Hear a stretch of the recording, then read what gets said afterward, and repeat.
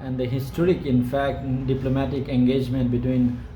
Saudi Arabia and Iran is marked as a landmark event in the history of Middle East, because of, we all know that this rivalry between Saudi Arabia and Iran and its consequences, that the Cold War that is going on between the hegemonian conflict between the two powerful states of Saudi Arabia and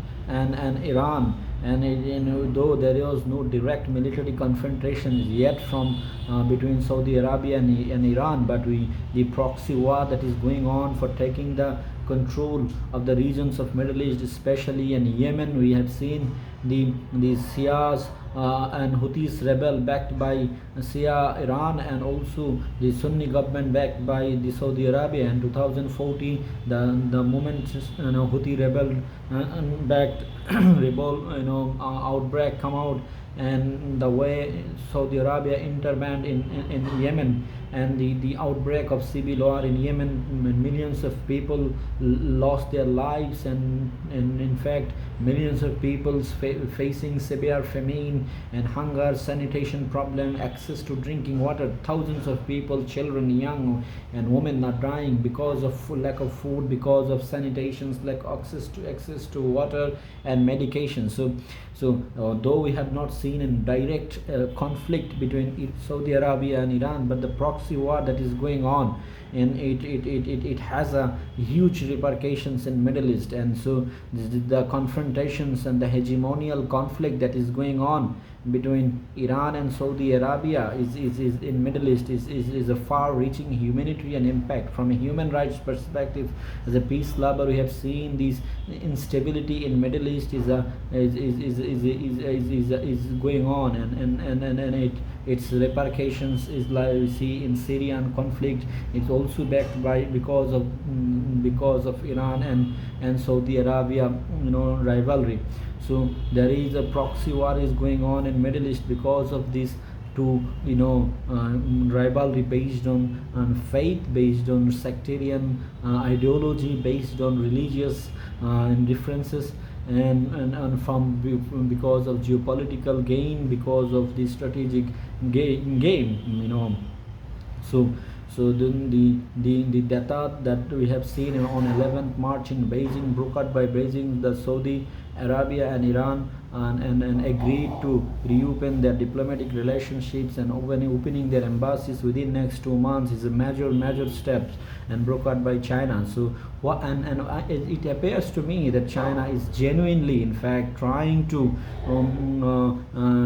resolve and establish these diplomatic relations between Saudi Arabia and Iran. The question is, why is China is so genuine and so serious to bring diplomatic relations between two powers? Because of this, and China has two perspectives. One is China has a long economic relationship with Saudi Arabia. China is one of the leading oil importer from Saudi Arabia, and China has also deep and long and lasting relationship with Iran in global stage. So China has a stake to play, and the second one is Chinese because of the emergence of China as an economic powerhouse or economic giant, but China has failed to deliver in terms of political negotiations in global stage. We have seen China's failure, and the Xi Jinping proposed peace plan in Ukraine, Russia. It failed. Neither European Union nor Ukraine has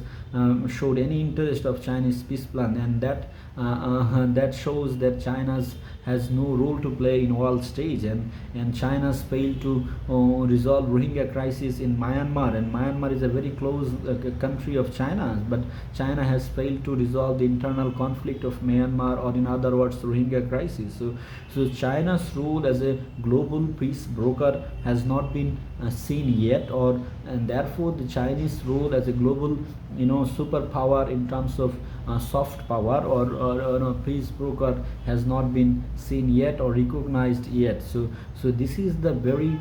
I think one of the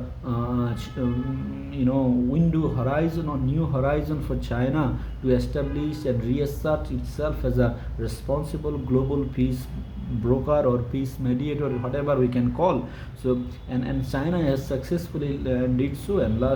they managed to sitting both Saudi Arabia and Iranian foreign ministry to together to establish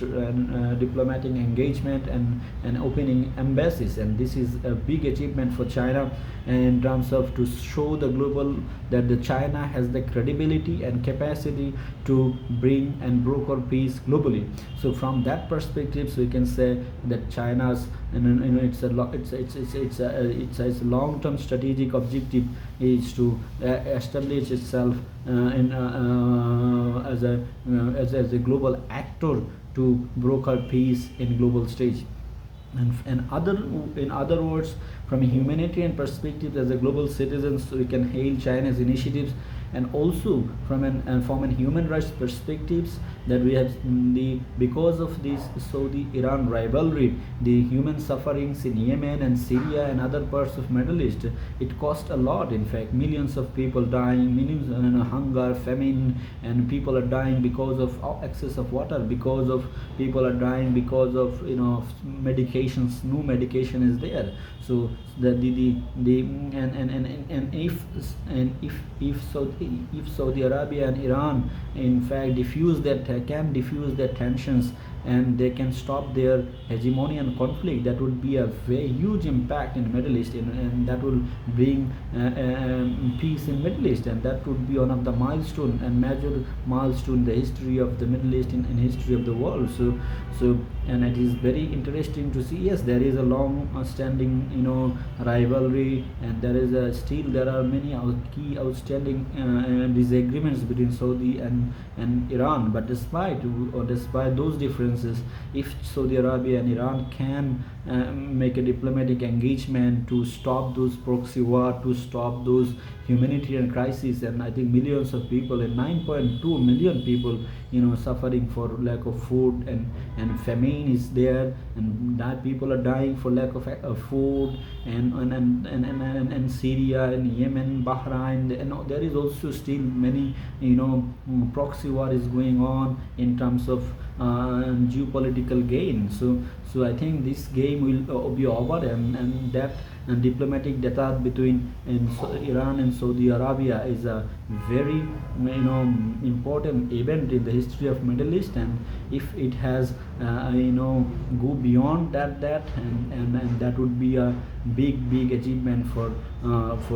Middle East, especially for the peace in the world, and it will have a big impact in Middle East. And thank you for all.